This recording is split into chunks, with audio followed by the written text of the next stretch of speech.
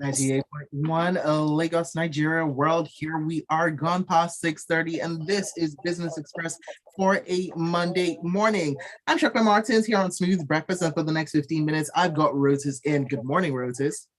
Good morning, Shakwa. Good morning to all our listeners and viewers. Good to be with you all again. Start a new week.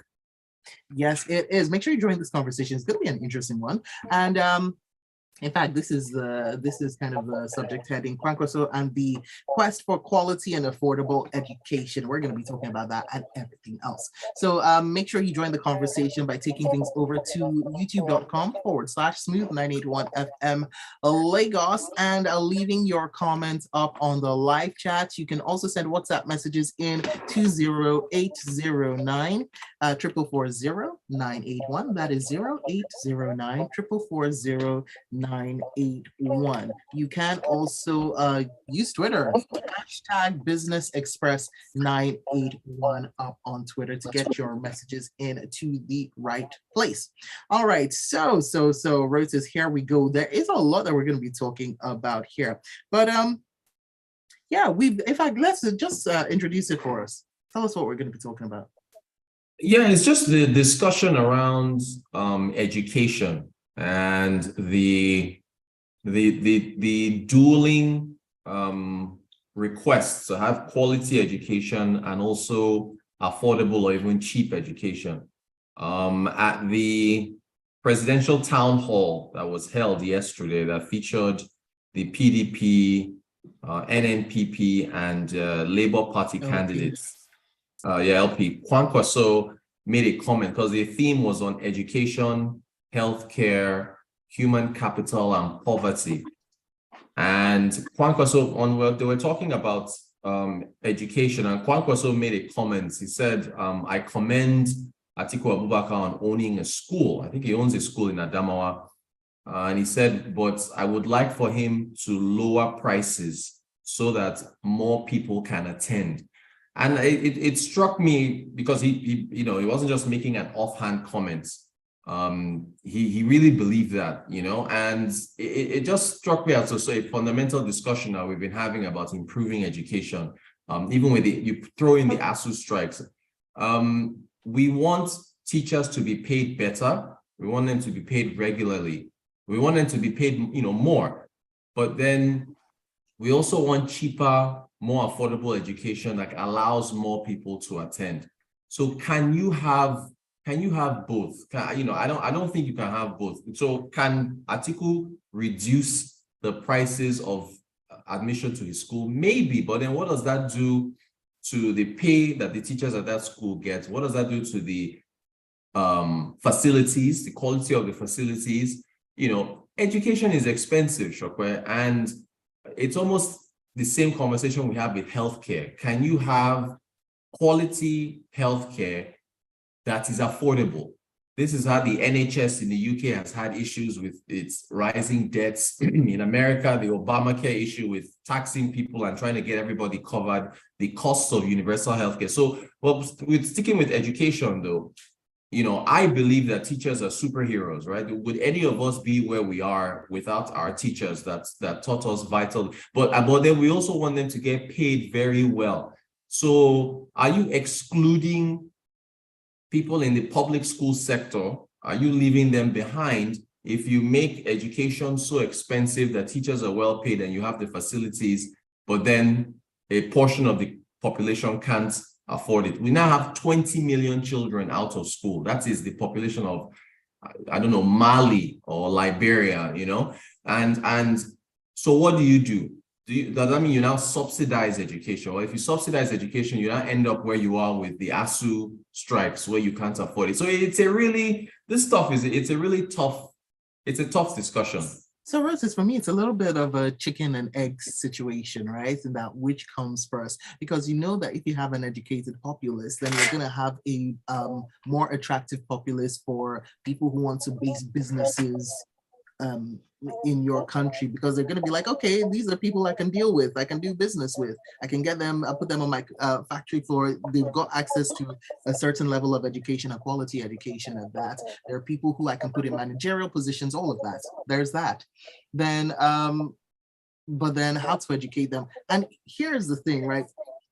We know it can be done because we've seen it being done where you have people who have access to good education, um, and it's free or almost free education across all levels. I know Germany, France, Austria, I think some other places have free tertiary education for their citizens and even for people who are not their citizens. Well, I think Austria, well, some of them do. I know that there are countries out there.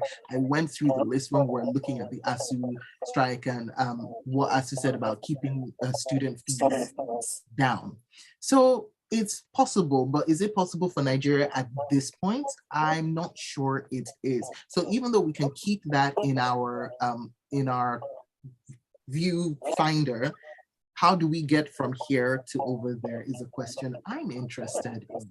Does it mean that we will need to raise educational costs for now and then know that long term we will bring them down? I don't know. What do you think? So you bring up good examples. The Germanys, the Austrias, the Denmarks, the Norse countries and so on. Yeah, free tertiary education, but they pay for it, and they pay for it with eye-watering taxes. I mean, the taxes in those European countries are high.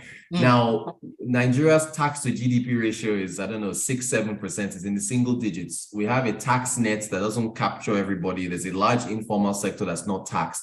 But can you raise taxes now at a time where, look, there's still fuel scarcity out there? I woke up at 4:30 a.m. yesterday on a Sunday. Can you imagine, to go and queue up for fuel, which took me 3 hours? So if you think about removing subsidies and what to do for the average person, the costs, in order to pay for education, to get from here to there, as you're talking about, someone has to pay for it. And if you raise the quality now, then there's a gap. You're now feeding into the tale of two cities, where you've got, you know, a populace that can afford education and is getting more educated, and then another population that is left behind. So it's a hard choice. You just gotta pick one, you know, or you can, you know, maybe you take money from fuel subsidies and you blanket spending on education in order to rapidly improve it. I mean, it took China about 30 or 40, 50 years, or they rapidly improved the quality of life of their citizens. So I think economic growth is behind this. You got to get money from somewhere, but the education quagmire question is that you got to pick one of the two. You know, depending on getting a more educated population, what benefits did you get from that, and then what happens to the people that you leave behind? So maybe there's tiers. I mean, look, the Harvard and Yale, Oxford University, they're the most expensive universities in the world. INSEAD, I think in France or somewhere.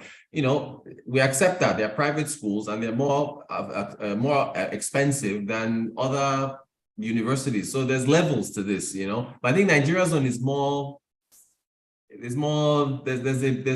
not there yet. Nigeria's one is just to get those 20 million kids back in school, and then, you know, being able to improve their infrastructure and so on. It's a money issue.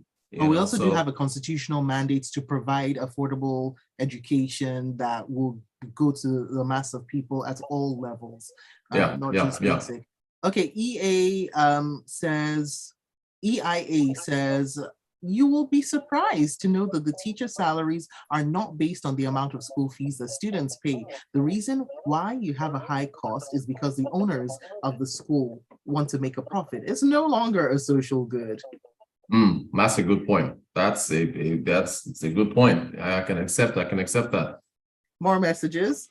This one in from Ogene Ochuko, who says primary and secondary education should be free, vocational education inclusive. Is possible if we cut our recurring payments like salaries, which go a long way in solving the problem.